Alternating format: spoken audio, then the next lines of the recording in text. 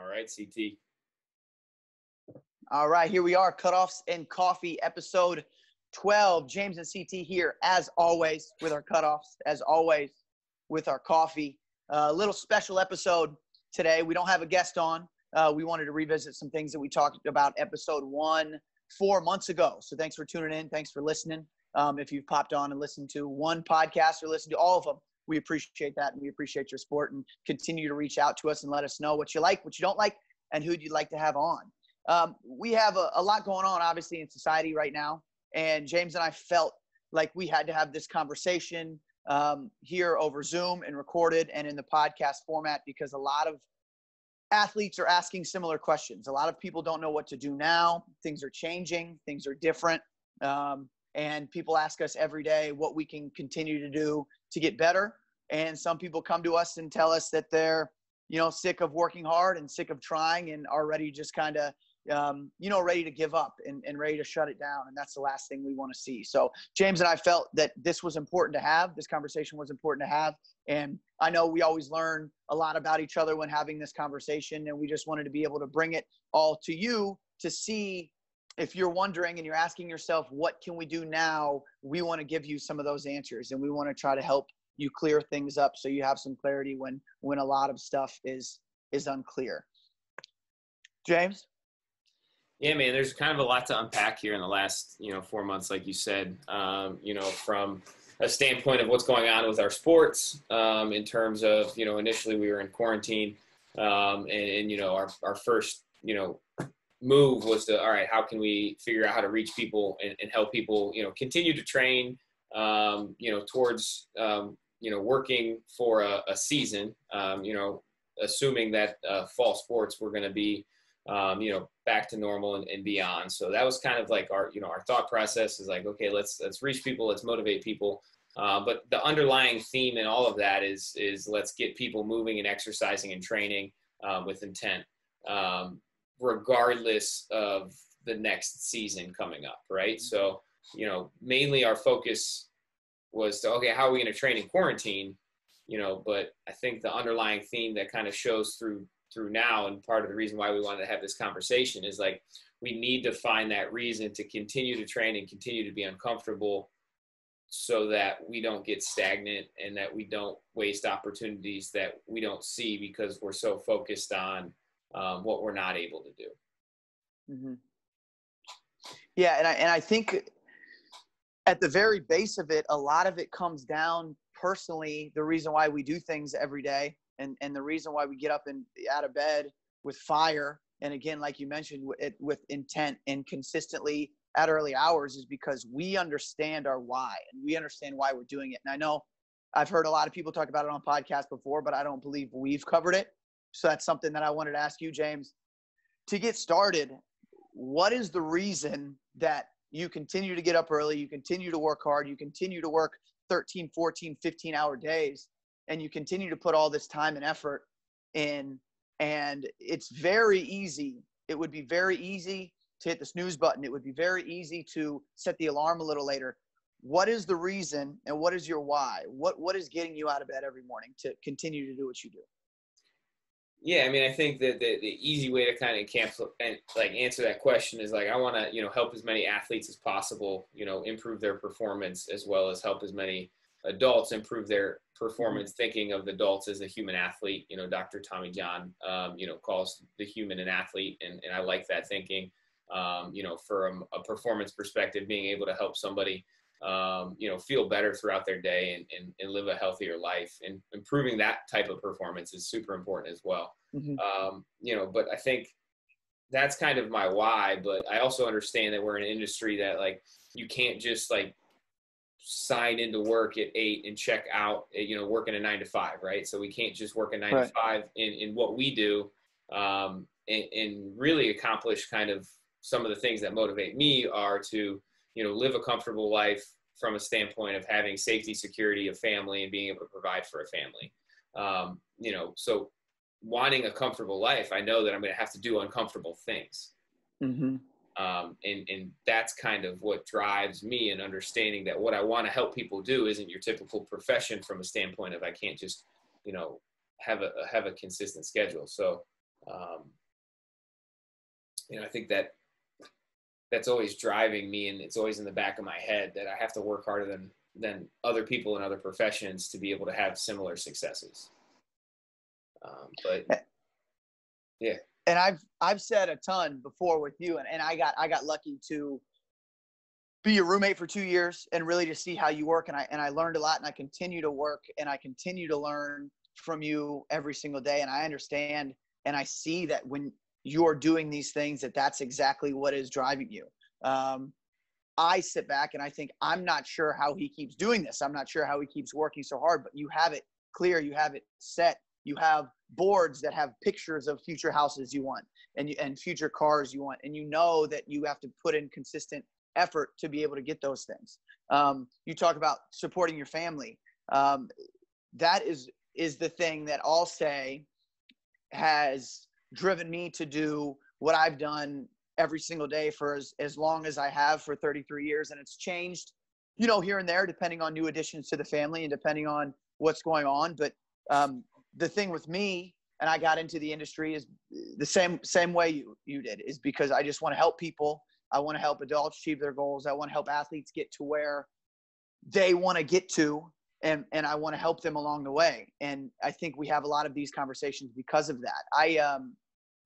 As I dig a little deeper, look in the mirror and really think of what it is that gets me out of bed, is ultimately, I used to do a lot of things for myself. I used to play football for myself. I used to play football because I wanted to spite people who said I couldn't do things.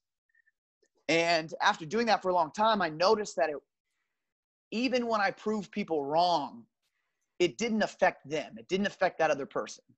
It just affected me, right? It was one of those things where I would drive for this. I would say, man, this specific guy, this specific coach told me I couldn't do this, and now I've done it. Look at me now.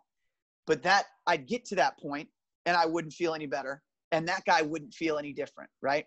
So what I realized after my nephew was born, that the reason I needed to get up and do what I was doing and keep pushing, keep working hard, is because I wanted to be the best uncle that I could be for my nephew.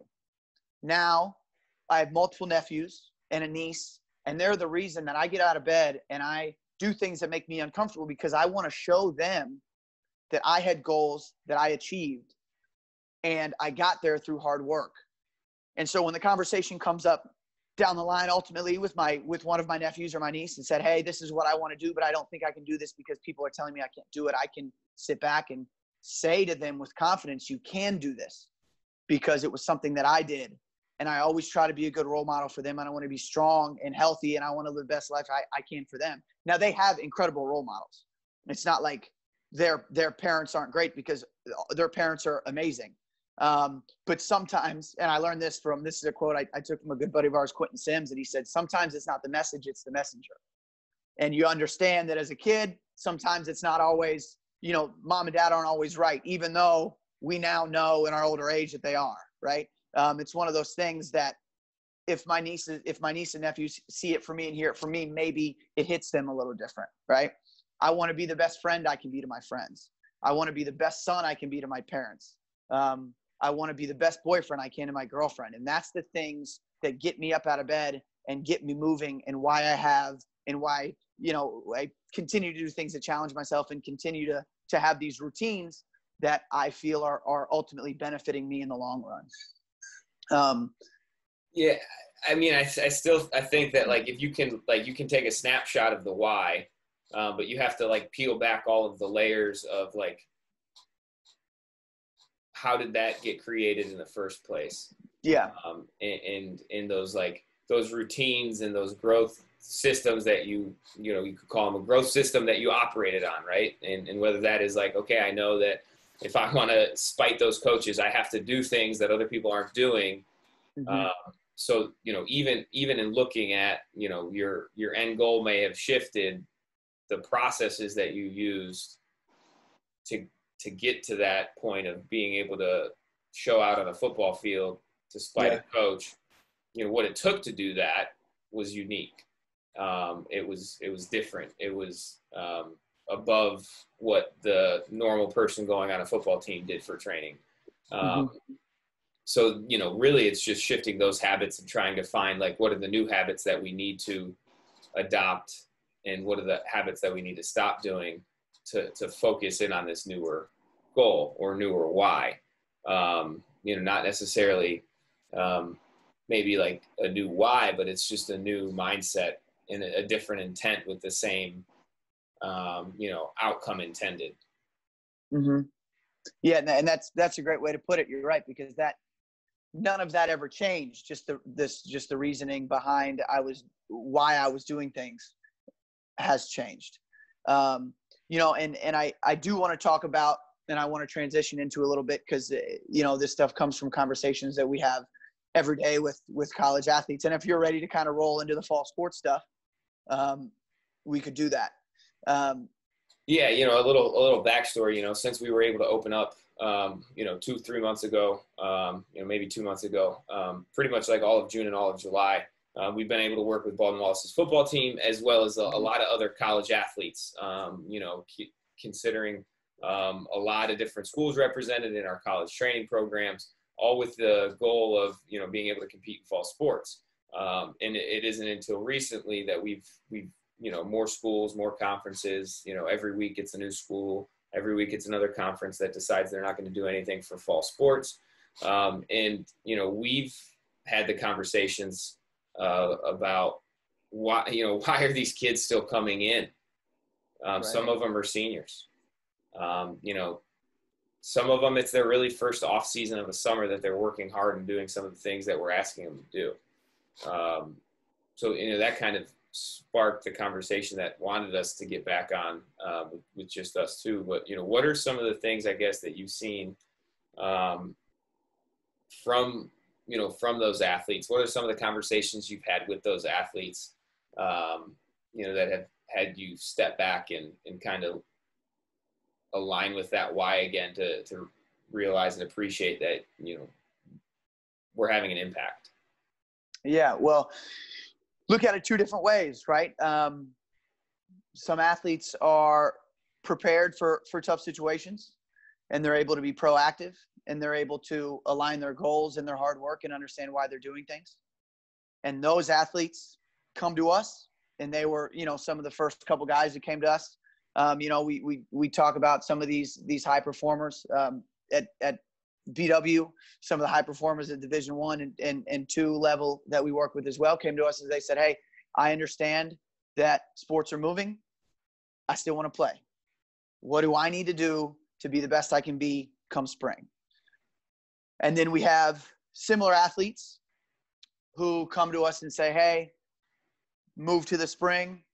What we're doing right now is not beneficial for my goals right now," which are whatever those become, right? And so you start to see that the group goes from 35 to 30 to 28 to 25, and we start to see, who really understands and has prepared themselves for tough times like this, and what can they do.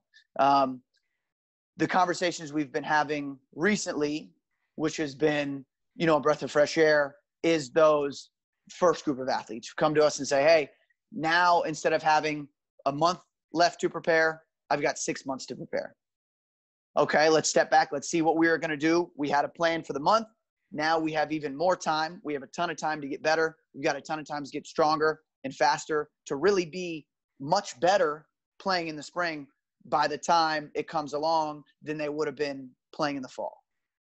So conversations like that is what fired me up to have this conversation.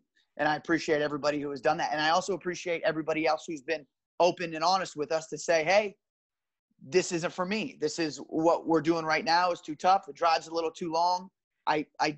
You got to get up a little too early, and that's uncomfortable for me." And I very much appreciate everybody who's done that as well. How about you? What are the conversations that you've had that sparked this conversation that we're having today?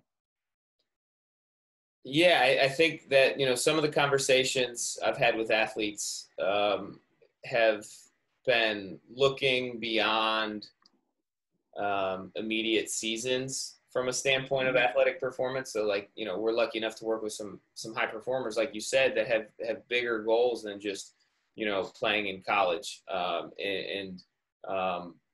Those are almost easier conversations to have, I would say, because, we would just rather have them sooner than 6 months from now.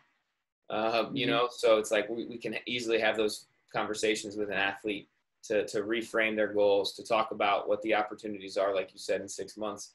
But I find that conversations with the athletes who still have the uncertainty of being able to compete again in their sport, we don't know what's going to happen down the road. And having those conversations about we're creating habits that we can take with us, or we can make an excuse that we don't know if this season's going to happen, so I'm just going to stop. And we get to have those conversations about, eventually sports are going to be done from a competitive standpoint for you anyway. So are these habits that we're trying to teach you to train and to push yourself to be uncomfortable? Are those going to be habits that you're going to take with you into your career in whatever profession that is? Because most likely there's going to be more uncomfortable situations in that profession than we can create in the weight room. But right now we know we can create uncomfortable situations for athletes to train in an environment that pushes them to be better as an individual and as a training partner. So being able to tie in some of those themes that we love to talk about in our trainers meetings, but seeing those conversations play out with young adults who are going to be successful because they're able to take a step back and not think, woe is me, I don't get to play this sport. This fall I might not get to play it again. And instead of sitting in that muddy thinking, they're able to just take a step back, see the situation, and then get right back into being uncomfortable and leaning on the routines. And it's a routine that I lean on all the time is training, and that gratification that you get, not just doing a hard thing one time, but making something that was hard, not hard anymore and not uncomfortable anymore. And I think that's what we're getting to be able to see in front of us, with the training that we're having our athletes do. Talk about routine. We talk about training. Obviously, it's easy for us to say because it's what we've done this whole time, right? That's something that we say, hey, this makes me feel comfortable. Excuse me, didn't say that exactly right, but this is what helps me, right? This is what helps me get through. This is what helps me wake up in the morning. This is what helps me sleep. This is what helps me recover.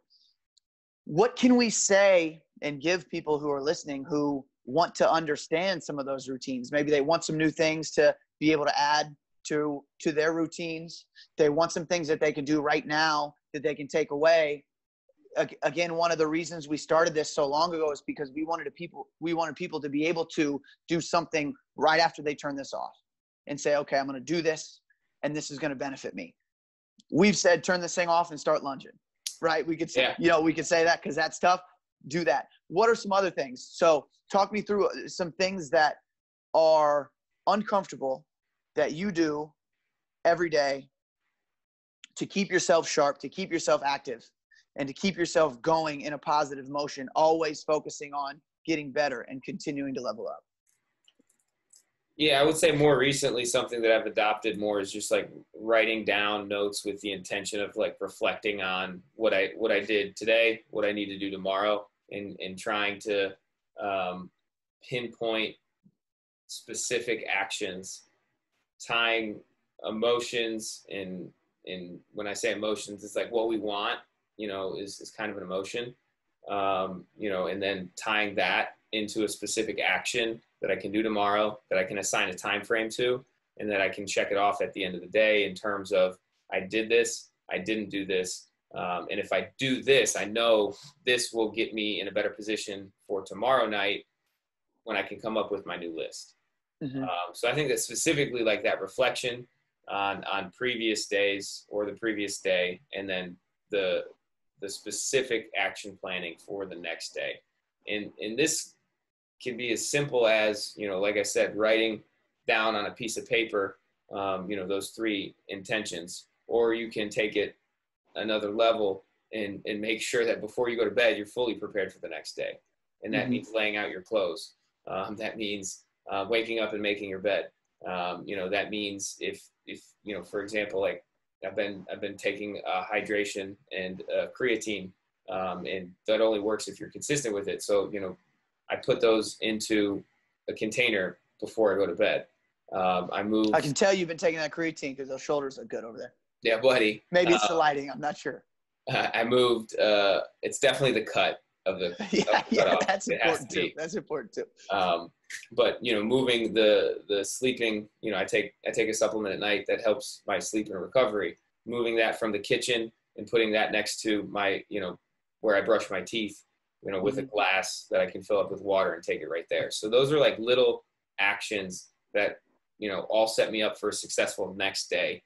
And I think that's part of like the reflection process. But, I know that you have more of a habitual day-to-day in terms of those things that you really rely on, and part of that being gratitude and meditation, which is something that you've been super consistent, expressing how important it is for you and for people to do.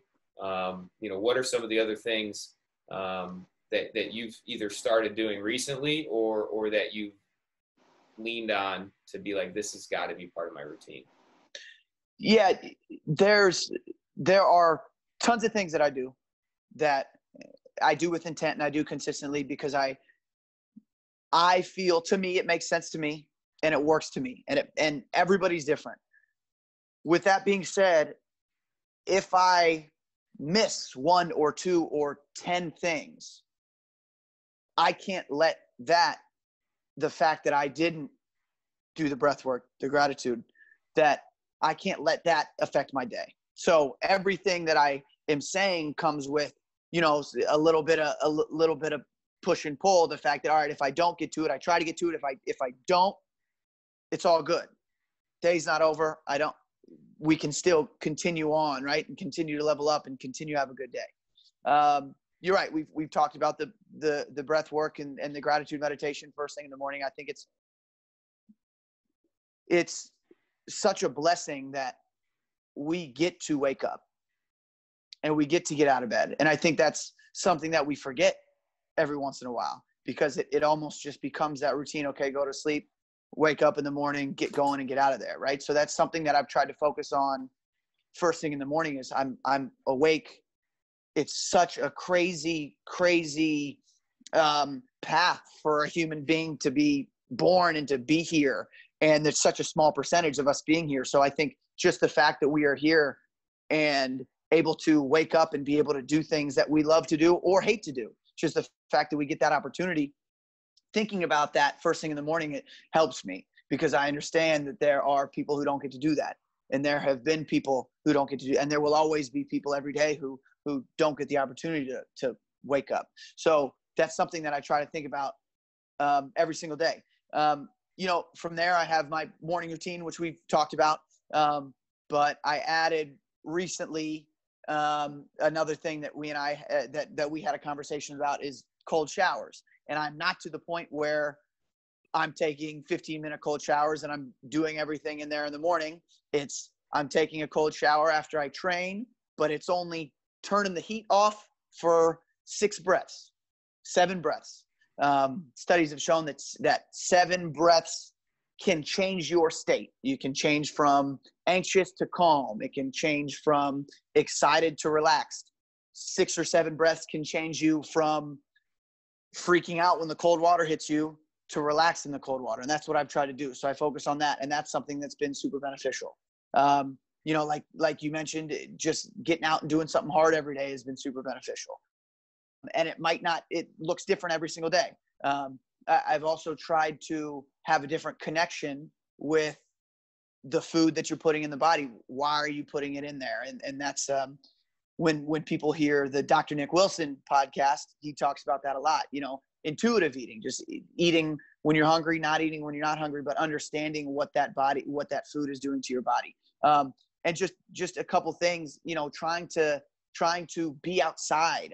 In a couple months, it's going to come to the time where nobody wants to be outside because it's going to be cold and it's going to be uncomfortable to be out there, and it's going to be way better being inside. And I'm trying to take advantage of the time when we've got such nice weather out here in Cleveland to just be outside and take in that daily sunlight. And I also really trying to hone in sleep and figure out what it takes for me to get ready for bed, what that process looks like, how much sleep that I feel like I need, and what I can do to optimize that sleep. Because like you said, you're focused on recovery. We're only as good as our next day, our next workout. If we're beat up and don't feel good and can't go into that, we're not able to do that part of the routine. So really focusing on recovery and what needs to be done before bed are a couple of things that have really helped me. And they're not always super easy to do, not something that I get to do every day, but they're things that I can do more often than not. And if I can check a couple of them off and I feel I feel good about doing it, it sets my day up to be good, whether it be the night before, like you mentioned, or during the day, throughout the day, and just doing things that I know can help benefit me in the long term. Because, I'm 33 now. I want to feel better when I'm 43. I want to feel better when I'm 53. I want to feel better when I'm 63 than I did when I'm 33. And there's no way I'm going to be able to have that if I don't approach every day with focus and intent on the little things that I know will help me benefit. Another thing we talk about a lot is just some extended fasts. And that comes up now when you're at a point where you're 2.5 days into a 3-day fast, an unplanned 3-day fast, but you haven't brought it up but once to me, and I'm the one who keeps asking about it. And it's uncomfortable, but it's something that is super beneficial for you, so you're going to do it. Same thing with me, daily longer extended fast, because I feel like, to me, it makes sense, and I feel like, to me, it's working, and that's why I do it. Again, it's not for everybody. Everybody doesn't feel the same way I do when I do it. Everybody doesn't feel the same way that you do when you do it. But it's a daily challenge. It's a daily thing that I can say, all right, I did. It was hard. It made me feel good. I see the benefits. I feel the benefits, and I'm going to continue to do it. So I know there are a lot of things that I went over there. Yeah.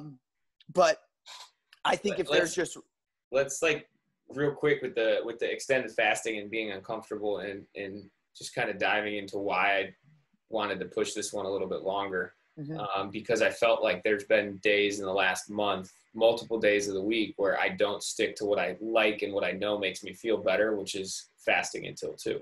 And we're not here advocating people should go start doing that. Right. Look it up, do some research, ask questions, read books, listen to books on it, listen to doctors talk about it, and make your own decision how you can fit something or take away something from those doctors and the information that they're putting out. But like I said, I did not feel like I was as confident being able to stick to a consistent weekly routine of an extended fast on Monday and then fasting till 2 throughout the week.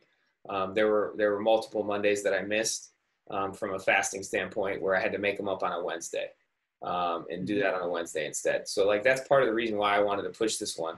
But also think about the analogy of the hanging challenge that we just did, where we're hanging on for a bar as long as we can.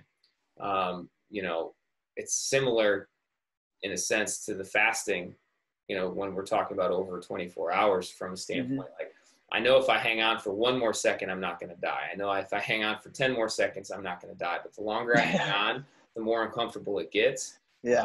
And shortly after I let go of the bar, I get the feeling back in my arms. Shortly after, whatever my next meal is going to be, I'm not going to really, have the association that I felt like I was having, with not being able to maintain my decision-making ability to hold the fast. And that's kind of one thing I want to bring up with all, you brought up a lot of different things. And for someone who maybe is hearing a lot of these things for the first time, it seems like a lot to take on. And we don't want people to walk away and say, oh, I need to write all this down and I need to do all of this because this is what they're saying I need to do. But what we really can all do is figure out what decisions we need to take away from ourselves. So the decision that you make in that instant, from turning the shower to hot to cold, it's a decision that we can take away. We can take away that decision after consistently doing it long enough, to the point where it's no longer a decision. It's just what happens. And I think using that and framing that to other things that we can start doing consistently with intent eventually becomes so consistent, it's no longer a decision that we have to make. We no longer have to sit there and think about, should I turn this handle and be uncomfortable for 30 seconds. Yeah. Yeah. I mean, you hit it right there on the head. It's really just a microcosm for life. It's little things that we do that build up to be bigger things. And you had something when you were talking that came to mind that I wanted to share. I didn't share this with you. I had told my girlfriend and we had the conversation, but that was it. I had a close family friend, good friend of mine, reach out to me weeks ago and say, "Hey, CT, I'm struggling. What do I need to do? I'm heavier than I've ever been. I'm out of my routines. I'm not comfortable with the way I look in my button-up shirts. I can't even button my shirt all the way up to my neck." And he just got to a point where he was sick of it. You know, his kids started joking about it a little bit and said, "Hey, you know, getting a little bigger, quarantine's got you, you know, all that kind of stuff." I told him how much I appreciated him that he reached out to me because that was the first step. He understands that there was a problem, and he was comfortable enough to ask me, which is, I think, the hardest part to do is reach out and ask somebody for help. This is a guy who owns 3 different businesses. He started over 6 different businesses before in his life. He's used to being the top dog. He used to being the alpha. Now he's at a point where he doesn't know what to do. So he reached out to me, and we talked about the little things, right? We talked about the little things kind of leading up to a bigger thing. I had told him just a couple different changes he needed to make. You know, we had cut out some of the sugary carbs that he was eating for breakfast. We had cut out some of the snacking he was doing in the afternoon. Talked about walking to lunch instead of having somebody bring him back fast food. And that made, I think, a big difference because he realized that how easy it was to call in Grubhub or DoorDash and how easy it was to have this food delivered, but he was never making good decisions on what the food it was he was ordering. So we said, okay, if you started walking to lunch, then you've got to select a little differently what you're eating. And you're going to get, if you want to go someplace a little further, you're going to get that exercise in daily without even really thinking of it as exercise. It's not it's not an hour CrossFit workout. It's not him lunging, 2 miles. It's not anything like that. It's just him moving a little more. I received a text message just the other day. Again, this is about a month in. He was type 2 diabetic. His blood sugar was all over the place. Again, it's a bit out of my scope of practice. And I told him, hey, everything I'm telling you, check with your doctor and see if that's okay. He did that and came back to me, said it was all great. And so I got a text that said, I'm down 10 pounds to start, which is great. Again, we talked about 3 weeks or so, 3 weeks to a month. He said, 25 more to go. He said, but that's a start, but not near the goal. He said, my doctor was very happy with me. He said, I got the results of my recent blood work. Everything's better across the board. Best news of all is my A1C, which basically tells you if you're diabetic or not. He said, came back and it was down 5.8 from 7.4, and I am no longer diabetic. He said, that's crazy, right? She wants me to stay the course, but I'm very grateful that I've spoken to you and having you give me great advice and motivation. Hope all is well. And that was one thing that hit me so hard because the conversation we had on the phone was, your kids are saying this to you because they care about you, because they want you to be there when they have kids and they want you to see. And he told me, everybody in my family has died at 70. He said, I'm 61. I don't want to live for 9 more years. And he knew that we had to make some changes for that to happen. Again, I didn't say, okay, here's what you need to do. You need to get out of bed an hour early. You need to go run. You need to change this. You need to change that. You need to cut these people out of your life. We made 2 or 3 different changes. And he, in a month, will no longer be on pills. He will then, if he stays consistent with that, be able to live longer. And he will be able to see his grandkids grow. And that means so much because that is, like, we go back to the first thing we said. That's the reason why we're in this, is because we want to help benefit people. We want them to live as long as they can and live as healthy as they can. I mean, just because you're alive doesn't mean you're living, right? He feels like now, once, more of this weight sheds, once he has to stop taking these pills, and once he's really done kind of being chained to having to eat every hour, every other hour, that he feels like he can live a healthy life. And that's what it's all about. So I just thought, that wasn't exactly what you talked about it, but it was just little things that led up to the big thing, the greater picture, the reason that we are doing this, because we want to help people live healthier, stronger, better lives. So I thought that was a cool story, and figured that was a good way to tell it and a good opportunity to tell it. Yeah, man. And what, what I think about when I hear a story like that is like, I'm not surprised that you worked with somebody and that they were able to get results that they wanted. That doesn't surprise me. I think, the initiation of that progress is the tough part. Like what you talked about before he reached out to you. That's the tough part, because there's more people out there that don't have a CT they can call to get some guidance that they trust from a person that's a friend, who can really point them in the right direction.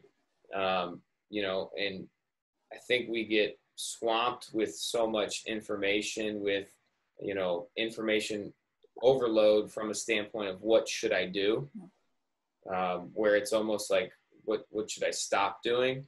Yeah. is one of those things. But, figuring out how you can get more stories like that. And we want, if we think about it from a standpoint of, think about how many, professionals there are in the training industry that don't even have a success story like that yet. So, how can we be multipliers of what we do? How can we keep communicating, to people and building those relationships to trust in that process that you helped him develop for him in his routines that he had.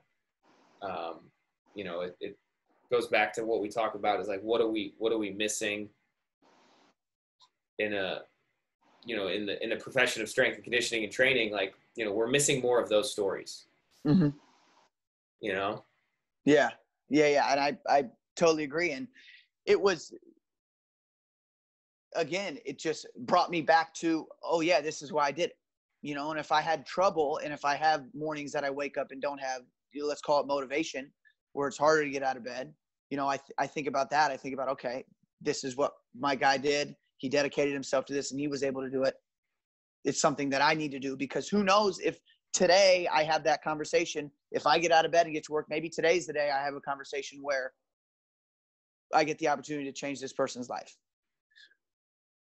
Or is that in 2 days? Or is that in 3 weeks, right? We have to understand that we're in a position to be able to do that. And also as parents, conversation that came up, we had a parent who signed his athlete up for for 12 months with us, to train with us for 12 months. And we can say to them, and I'd said to them this, and I know our boss had told another coach this, but signing up for a training program for a year is changing her son's life, right? Just dedicating, putting something in the book saying, okay, every Tuesday, Thursday, or every Tuesday, Friday, or whenever, I'm going to get in here and I'm going to work hard and I'm going to exercise and I'm going to do this will change his life. And I think that's so awesome that we're in a position to be able to confidently say that to people. Okay, 12 months, I know it's a huge commitment. I understand it's a lot of money. I understand that all up front, but it will pay off and it will change his life. As far as some of those things that we talked about with my friend who I had talked about, I have a couple notes here of some other things that we can do, of what listeners can do right now after they get off listening to this, after they turn this off in their headphones. Even better if they're out walking and they're listening to it in their headphones, but some things they can do. And let me just go over those real quick. Walking. Number one, just get out and walk. I heard Dr. Tommy, and we'll bring him up again. We brought him up earlier. We'll bring him up again later. A guy that just seems to make sense. He said that it takes you spend your whole first year and a half of life trying to figure out how to walk, right? That's your only goal as a child, is how to get up on 2 feet. When do we forget how important that is? When along the lines of, trying to continue to climb the ladder, trying to make more money, trying to build a family, trying to build a home, trying to invest money. When do we forget how important that is? If it takes it 12 months to 18 months, it's got to be important. So get out and walk, exercise, obviously. Getting up a little early, I think, is something that is super beneficial. 10 minutes, 15 minutes, 30 minutes early, and trying to figure out what you can do with that time to help because 15 minutes might not seem like a lot in one day, but you add that up over 7 days, 14 days, you add it over 6 months, you add it up over a year, you add it up over 10 years, right? That's what we've got to look at. We've got to see how these things can benefit us. These little changes can benefit us the long way, long way down the road. Bedtime, same thing. If we get up a little early, let's back that bedtime up a little bit. If we're used to getting in bed at midnight, let's try to get in bed tonight at 11:45. Let's try to get in bed at 11:30. And if you need to set a notification or have, your loved one say something to you and help you out there, that's a good thing to do. But again, it's just doing these easy, simple things. These simple things, not always easy. Let me make sure I say that. They're simple, not always easy, but doing these consistently and with intent will lead up to having a ton of benefits. And again, that's something that we have control over, all of these things. We don't have control over when we're going to play again, if we're going to play again. We don't have control over how the weather is going to be outside. We don't have control over any of these other social factors. What we do have control over is our bodies and what we do, getting up and walking, exercising, going to bed, understanding social media intake, being consistent, being intent, having intent behind what we do. These are things that we can do right away that can benefit us in the long term.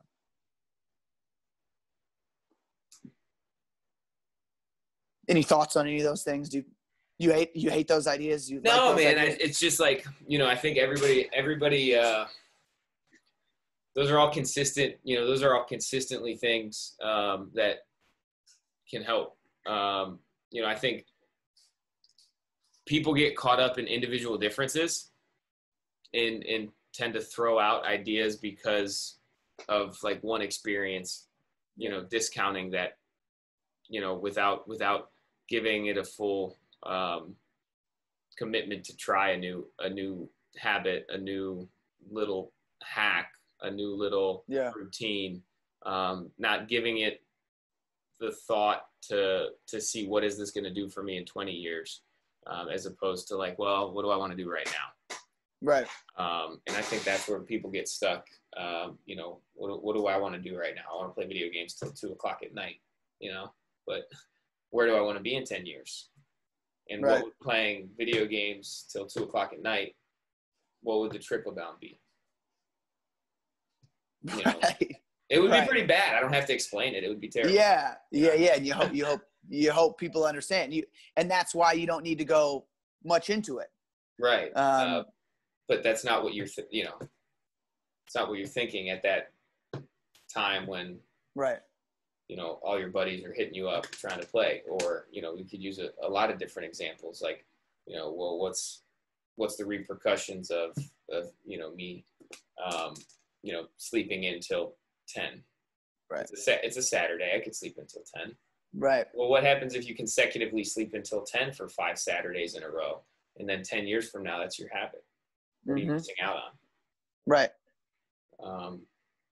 I think, and even to like, for me, like, I actually feel like I feel better when I do go to bed closer to 11 or midnight. And I feel better with like consistently, like the same amount of sleep, like 6.5 hours of sleep consistently throughout the week.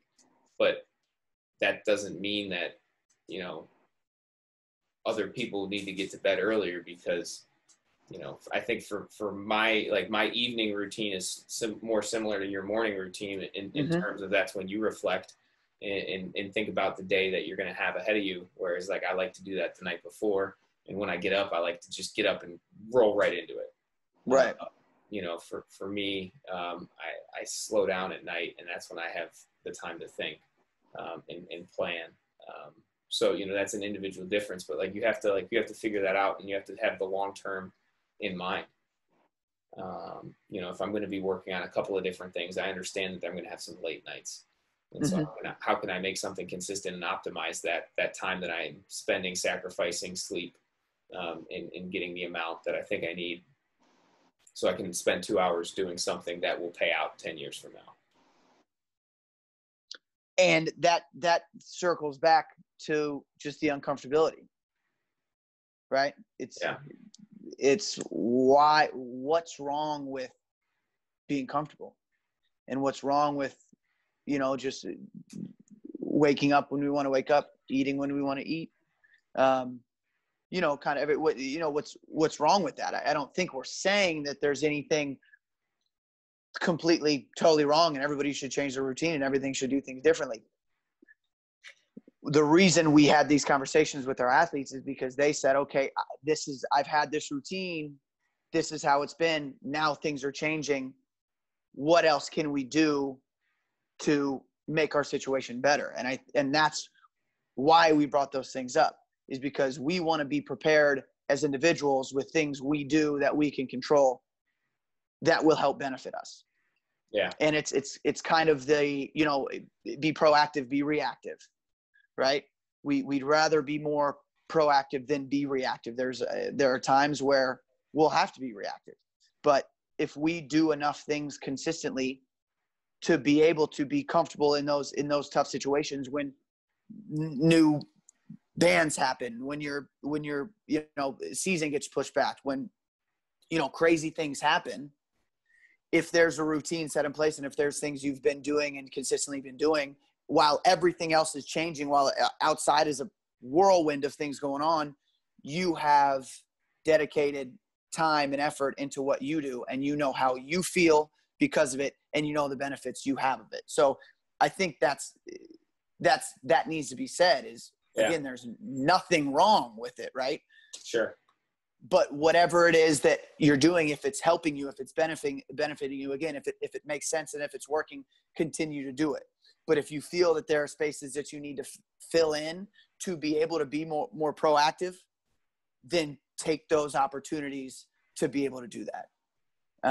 And spending too much time in any comfort zone, even if it's something is working, can eventually become something that's not. Mm-hmm. And we could look at like a good example of what that would look like is like, let's say, there's an athlete that's training a certain way. By training that certain way, they were able to get a certain amount of benefit from. But if they continue to train in the same way, they start to get diminishing returns on that type of training, and they need to change their training. But you'll never know if you need to change your training if you don't step out into uncomfortable training environments, uncomfortable movements, uncomfortable things that you just want to try. If you never break from that comfort zone with something uncomfortable, I think you can't really expect any different results than what you're getting. And I think, from, again, speaking athletes specifically, we hear it all the time. It's like, I want to get faster. Well, what did you do different? How long have you known you needed to get faster? Yeah. A while. I know I'm slow. Yeah. What have you done from the time that you talked to me about it, from the time you knew that you need to get faster? Like, well, I didn't change anything. Well, then how are you supposed to get faster? How are you expecting a change? So what are we going to do? What are we going to do different now? What are we going to do different now to, you spoke it into words. You want to get faster. What are we going to do different now? Yeah. And now you're ready and willing. Maybe you weren't before. Yeah. Right. But once you say it, that's the only way that you can make it happen. Again, going back to a former podcast we had with Coach Corey Van Wyk, that's what he said. He said, if the athlete's not ready and willing, if the adult member of the adult client is not ready and willing, then it's just not time for them. Yeah, and we lose our ability to, respond, what you're talking about when we get too comfortable. And then we end up defaulting to reaction. The conversation came up today with a college athlete of ours who is very consistent. 5 days a week, comes in, works his butt off. I know he's doing extra stuff on Saturdays and Sundays. Even after we're done training him, he hangs out for another 2-3 hours and does more and more and more. And he came to me and he said, man, CT, I've been doing this. Things are great. I feel great. I want to be able to do more. And the conversation was, okay, we've made all this progress in training. We're starting to slow down with our training. We're in a position where not the pace, just the gains portion, right? We're in a position with this athlete where if we try to program and set up and work for a front squat PR, it's going to take a long time to get 1 or 2 kilos out of him, right? If we're trying to set up for a anything like that, any number there that is goes hand in hand with training, he wants to get his mile time down. Okay, that's going to take some time because we're pretty well conditioned and we've been doing these things pretty consistently. The conversation was, what can I do more? And I said, what haven't you done? Right? I always see you in here training hard. I always see you running routes. I always see you catching a ton of passes. I see you staying after. I know we've talked nutrition. I know we've talked sleep, and we're talking about the sleep apps he's got on his phone and on his watch and how he's been working on sleep. He said, I wish I knew 10 years ago how important it is. Right? I said, well, have you ever tried to, add mobility or flexibility? He said, no, I've never even thought about that. I said, well, let's start there. I said, grab one of these Underdogg Fitness foam rollers, roll on this thing 10 minutes a day. I said, try that. See how much better you feel after you decide to put in 10 minutes of consistent effort into that. See how much better you feel. Okay, if that's good, let's start stretching. Let's stretch a little more. I said that because I know that's exactly where I'm at. Quarantine, I was stretching a lot more than I'm now. Did I have a ton of benefits from it right away? Yes, I did. Is it boring? Do I not want to do it anymore because it's uncomfortable and I'd rather be doing other things? Yes. And I understand that. And because of that, I've been trying to get back into that because I know I'm not going to be able to, with my training background, with your training background, we're not going to be able to hit a heavier squat, heavier clean and jerk, heavier snatch, because that's something that we've worked for a long time. But what we can is add what we can do right away with some consistent effort is add a couple inches to our sit and reach test that we took back when we were 13 in the presidential fitness test, because that was the last time I tried to do that. And that was the last time I stretched. Right. So adding things like that in there and getting those, what we kind of refer to as newbie gains, and being able to get those exciting gains where you're feeling better every single time you do it. You're feeling more flexible. You're getting into positions you haven't been getting into. And then all that rolling over to everything else you do will only enhance. All right, now my hamstrings are this much more flexible. Now I'm this much more mobile through my hips. Now I can get strength in these positions. Now my squat's going to go up. Now I'm going to get faster. Now my 40 time is going to go down. Now my mile time is going to go down. And all those things add up. So it's not always push. Sometimes, like you said, you got to step back and think, okay, what else can I do? What else can I add? What haven't I been doing that I need to add and need to do? And I'm glad that came up, and I'm so glad he brought that up. And again, he talked about it, and we said, hey, man, we really have to have this conversation because we think more people need to hear it.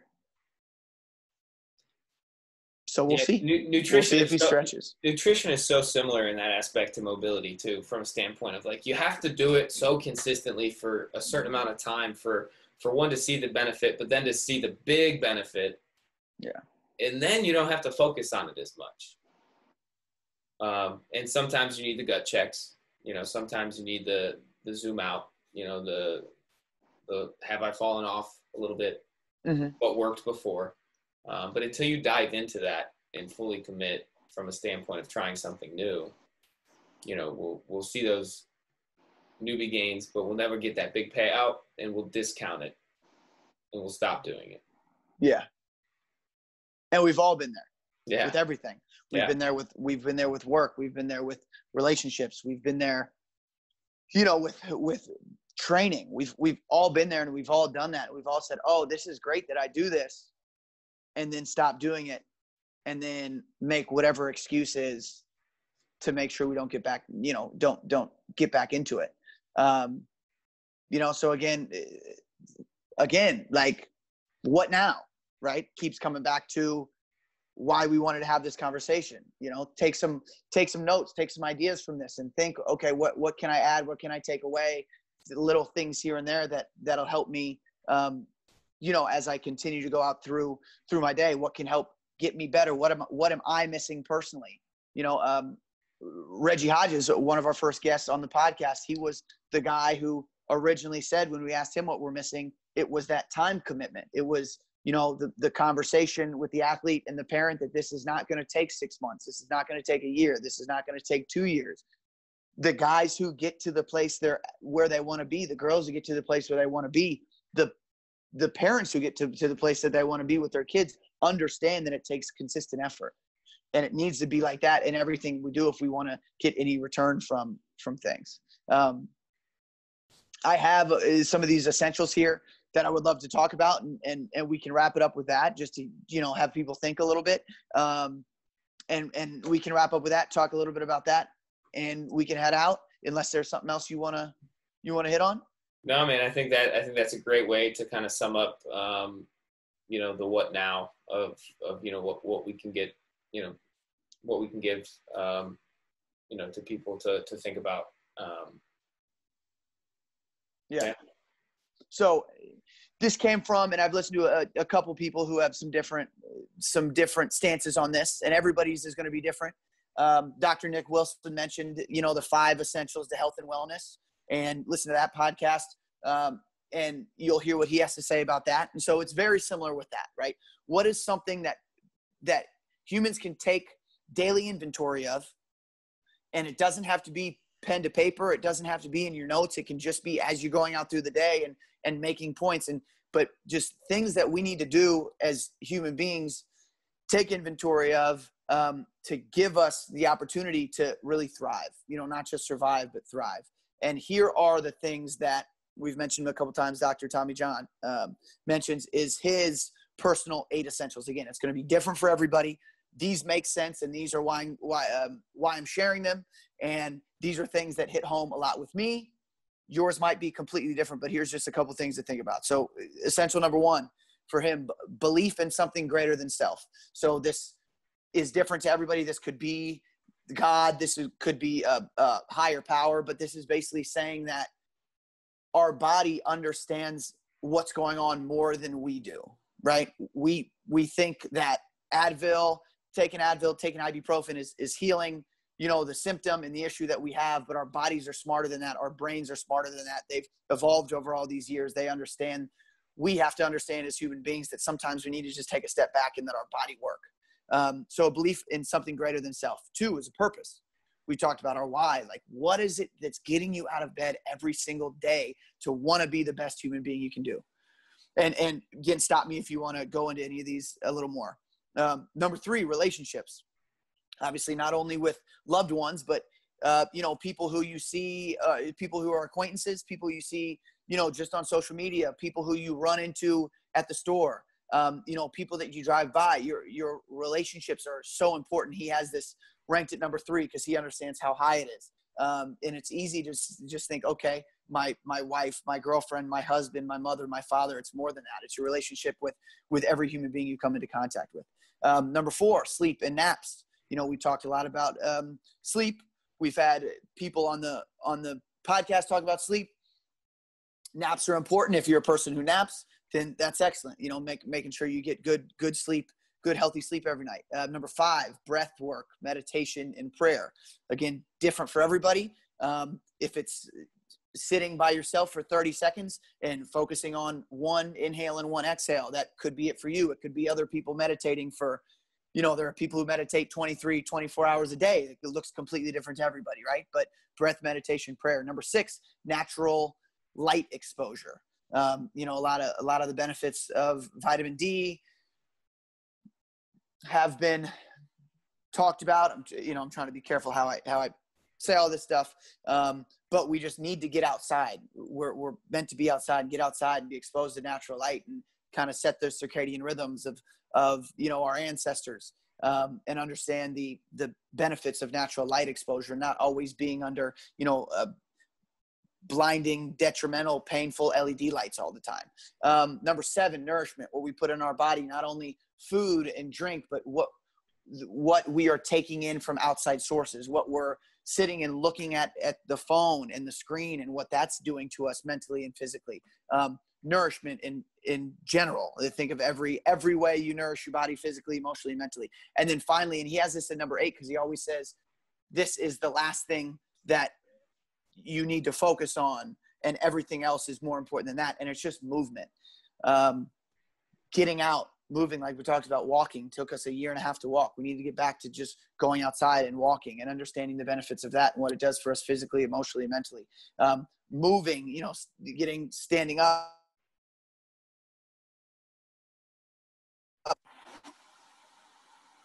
Got a phone call sent to the Zoom. Movement.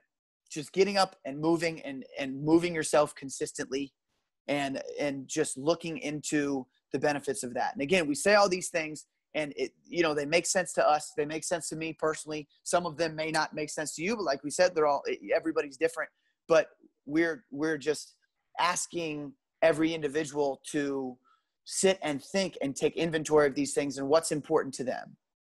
Right? I'm not saying these are exactly what you need to do, but we're saying you need to have things that are important to you and that you understand are essential to you and your life and what helps you be able to continue to level up and be able to continue to live as healthy and as well as you can, because there's a lot of things right now that are trying to get in the way of a lot of these. There's, relationships. There are people who don't agree with what you agree with, don't agree with what I agree with. How detrimental is that to our mental and physical health? All these things are being attacked right now. But if we can take a step back and take inventory of what's important to us, I think everybody would have a ton of benefits from finding out what's essential to them, what's important to them, and what makes them feel the best, so they can have intent and they can be consistent with these things daily and can always check in on themselves and be accountable to themselves and their loved ones, and to be able to live as long and healthy and as strong as they can. Yeah. And I think no matter what, your 8 essentials are to you, they need to be done with intent, and they need to have reflection on that intent. And those are the 2 things that are, universal to everybody, regardless of what those 8 things are. Mm-hmm. With the intent, you have a goal outcome. And it could be a goal 10 years from now. It could be a goal 10 days from now. And then with the reflection, you sit back and you see if those intents match with the goals that you set, to those. And these are things that take no skill. They don't take any money. Mm-hmm. A lot of them save you money. Yeah. But they're not always comfortable to start progressing towards working on yourself. Right. That's a perfect way to put it. We have full control over this as humans. And like you said, they're all free. So figure that out for yourself. Figure out what's important for yourself. Figure out what you need to live and be healthy and be strong and be good role models for the people who look up to you.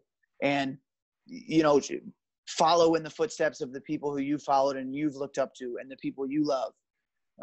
Because we have a short amount of time on this earth, and we've just got to live with intent. We've got to make sure that we're always checking in on ourselves and making sure we're doing things to benefit us and things that will help us continue to reach our goals, whether it be playing football whenever you play football, or whether it just be being around for when your grandkids grow up. I think everybody needs to just sit back and think about that for a little bit and see what's important to them, and then be able to make those decisions every day based on those things. Awesome, man. All good. Cutoffs and Coffee, episode 12 in the books. Yeah, buddy. All right. Thank you all for listening. Have a wonderful day. We'll be back with lucky number 18, 18. 13. Lucky number 13 coming up. Looking too far in the future. James, thanks for taking time, sitting down, man, and having this conversation. Always a good conversation with you, man. Yeah, man. All right. Well, everybody have a great day. Thank you all for listening. All right. Have a good one.